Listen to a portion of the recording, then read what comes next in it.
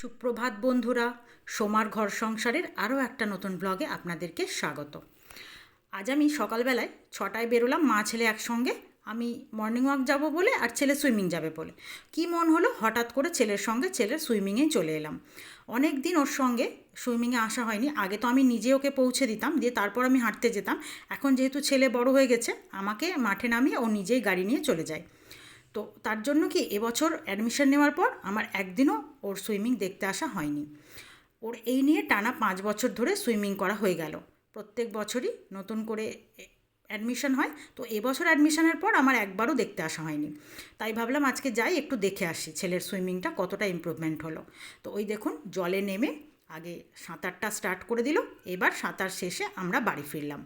বাড়ি ফিরছি এটা মোহনমলের সামনের রাস্তা ধরে। এবার এখান দিয়ে যেতে যেতে সামনেই একটা হনুমান মন্দির। হনুমান মন্দিরটা খুবই সুন্দর, আর বজরংবলীর মূর্তিটা তো আরও সুন্দর। এখানে দাঁড়িয়ে একটু প্রণাম করে নিলাম। প্রণাম করে তারপর বাড়ি রওনা দেব। আগে এই মন্দিরটায় খুব পুজো দিতে আসতাম আমি, আমার ছেলে। এখন আর সেইভাবে যাওয়া হয় না। তাই দাঁড়িয়ে একটু প্রণাম করে নিলাম। এবার রওনা দিচ্ছি বাড়ির দিকে। আর এটা হলো ঠিক জেলখানার উল্টো দিকের রাস্তা। আর এটা হলো আর একটা মা কালীর মন্দির। তো এই রাস্তা ধরে আমরা বাড়ি ফিরছি। বহরমপুরের বাইরে থেকে যারা ভিডিওটা দেখছেন, তারা যদি বহরমপুরের কিছু দেখতে চান, আমাকে অবশ্যই কমেন্ট করে জানাতে পারেন। এবার ওখান থেকে ফিরে চা খেয়ে চলে গেছিলাম বাজার। বাজারটা সেরে ফেলেছি, ধোয়াও কমপ্লিট হয়ে গেছে। আপনাদেরকে দেখিয়ে দিই কী কী বাজার করেছি। আলু আছে, ধনেপাতা আছে, টমেটো আছে, এখানে আছে বেশ কিছুটা টাটকা গন্ধরাজ লেবু, বেগুন আছে, পটল আছে, গাজর আছে, তার সঙ্গে আছে কাঁচা কলা, আর আছে গাটি কচু, আর এদিকে আছে খুব সুন্দর টাটকা ভেন্ডি, তারপরে আছে উচ্ছে, আর এখানে আছে ক্যাপসিকাম, মূলো, এটা আছে চাল কুমড়ো, বিনস, শশা, অনেক কিছুই বাজার করেছি। আর আজকে বাজারটা একটু বেশি করা হয়েছে, কারণ একটু বেশি বাজার করলে যদিও বেশ কয়েকদিন চলে যায়, আর বারবার যাওয়ার দরকার পড়ে না, তাই বেশি করে বাজারটা করে নিয়েছি।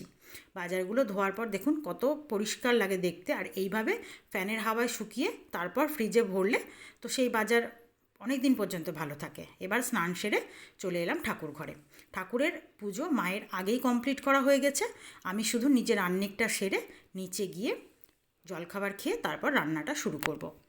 এবার জলখাবার তো আগেই বানানো হয়ে গেছে, বললাম ছেলে খেয়ে বেরিয়ে গেছে। পুজোটা সেরে নিয়ে আহ্নিকটা সেরে নিই, আমি যাব নিচে রান্না করব। তবে রান্নার পরে আপনাদেরকে রান্না কি কি করলাম সেগুলো সব শেয়ার করব। এবার দেখুন রান্না কমপ্লিট করে নিয়ে চলে এসেছি ওপরে। রান্না যা যা আছে আপনাদেরকে দেখিয়ে দিই। এটা হলো রোজকার, এখানে আছে ভাত, এটা তো থাকতেই হবে, এটা ছাড়া তো খাওয়া সম্পূর্ণই হবে না।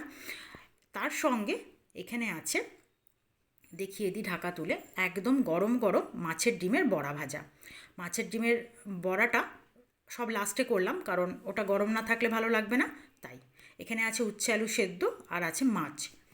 আর তার সঙ্গে এইদিকে আছে এখানে ডাল, একটা ডাল রান্না করলাম। এই ডালের রেসিপিটা আপনারা কিন্তু আমার ইউটিউব চ্যানেল বা রসনালয় পেজ ফেসবুকে সব জায়গাতেই পেয়ে যাবেন। মসুরির ডাল ডিম দিয়ে খুবই সুন্দর, দারুণ রেসিপি, ভাত রুটি সব কিছুর সঙ্গে ভালো লাগে। আপনারা যদি চান অবশ্যই এটার রেসিপিটা দেখে নেবেন। আর এটা এতটাই টেস্টি হয় খেতে, একটা রান্না করলেই কিন্তু সব কিছু খাওয়া কমপ্লিট হয়ে যায়।